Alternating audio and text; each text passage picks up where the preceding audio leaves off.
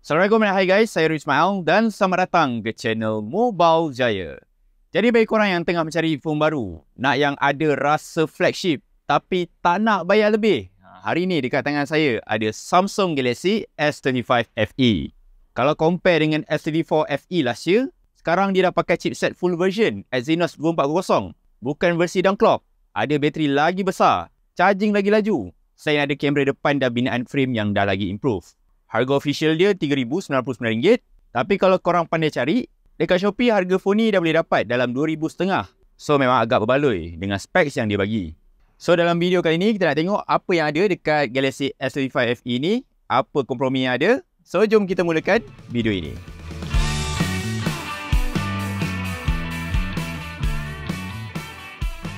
First kali dia punya design masih nampak macam Galaxy S series yang lain. Tapi bila pegang, baru akan rasa dia punya beza dia.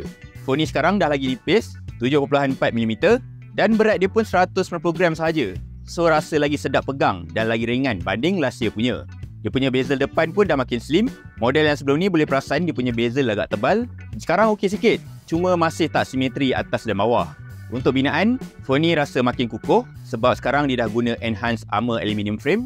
Kaca depan dan belakang guna Gorilla Glass Victus Plus. Dan dia still ada IP rating IP68 untuk ketahanan air dan debu. So kalau tiba-tiba terjatuh dalam air ke, boleh diselamatkan lagi.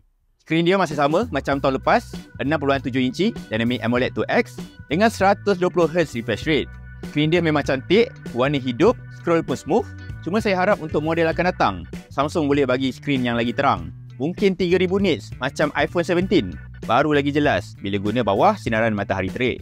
Untuk software, dia datang terus dengan YUI 8 berasaskan Android 16. Dan yang paling best, dia dapat 7 tahun software update. So sampai 2032, phone ni still dapat software yang latest. Menariknya, semua feature Galaxy AI dari S25 series pun dah ada dekat sini. Contohnya macam Now Brief yang boleh bagi kita summary harian dan Audio Eraser yang korang boleh buang bunyi bising daripada video yang kita ambil. So sangat berguna untuk orang yang suka buat konten. Dan untuk productivity, jangan risau, Samsung DeX masih ada. So bila korang sambung phone ni ke monitor, korang boleh guna feature desktop mode dia, vibe-vibe macam guna PC. Dari segi performance, phone ni guna chipset Exynos 2400. Actually ini chipset yang sama dalam Galaxy S34. So performance dia memang level flagship. Dan dia punya performance still laju untuk harian. Buka social media, main game, semua rasa sangat lancar. Cuma saya agak kecewa sikit, dia dah tak guna formula macam Galaxy S24 FE yang guna downclock version chipset Exynos 240 iaitu 240e.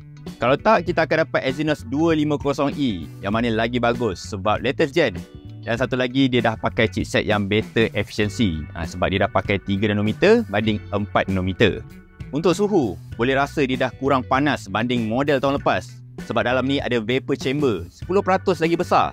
Cuma performance throttling agak noticeable kalau korang main game grafik berat-berat dalam 15 minit ke atas. Tapi untuk penggunaan casual, setakat guna social media, guna kamera sikit, suhu panas atau throttling ni jaranglah berlaku. Sekarang kita nak cakap pasal kamera. Setup kamera belakang dia masih identical macam Galaxy S24 FE. Yang betul-betul ada improvement ialah kamera depan dia. Sekarang dia dah guna sensor 12MP yang baru. Dari segi feature, macam-macam boleh buat dekat phone ni. Boleh ambil gambar ultra wide 0.6, zoom optical 3 kali dan boleh digital zoom sampai 30 kali.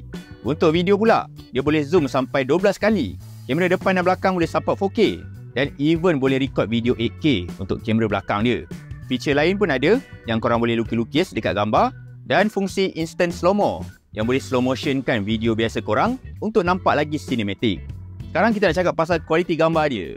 Kalau guna untuk waktu siang, kualiti dari kamera utama dia memang cantik, warna nampak hidup, kontras tak terlalu pekat macam model tahun-tahun lepas, so lebih mesra nak buat editing nanti.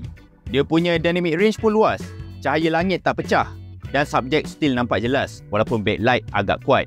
Kalau kita bandingkan gambar ultra wide, wide biasa dengan 3 kali zoom ni, boleh nampak dia ada konsistensi warna yang baik antara 3 lens ni.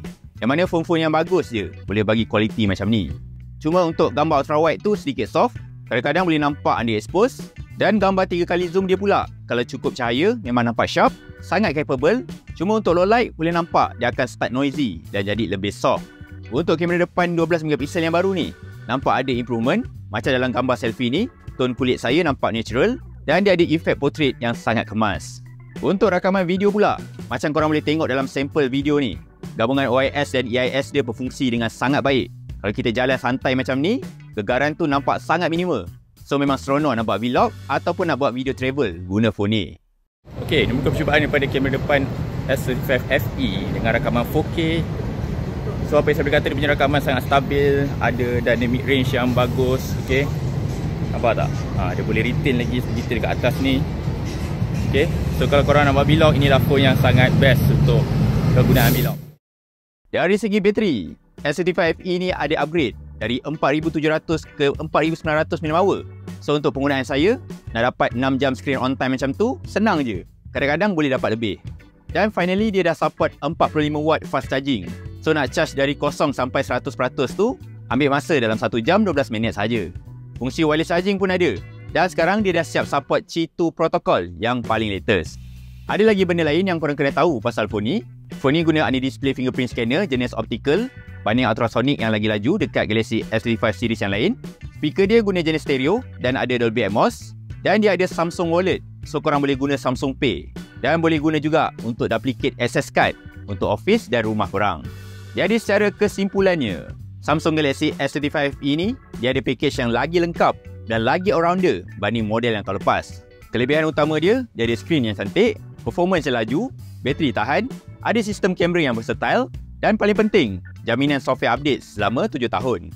Cuma, dia ada beberapa benda yang saya harapkan boleh jadi lagi bagus. Contohnya kecerahan skrin yang lagi tinggi, ada chipset yang lagi efisien dan mungkin ada improvement dekat kamera, terutama dekat kamera telefoto dia. Tapi dengan harga yang ditawarkan, terutamanya kalau korang beli masa dia ada promo, Galaxy S35 ini masih lagi sebuah phone yang sangat baloi untuk korang beli. Bagi saya, ini adalah alternatif terbaik untuk orang yang nak rasa feature flagship dan software update yang lama tanpa perlu membayar lebih. Jadi, apa pendapat korang dengan Galaxy S35 ini? Berbaloi beli? Boleh kongsikan perangan korang melalui ruang komen di bahagian bawah ini.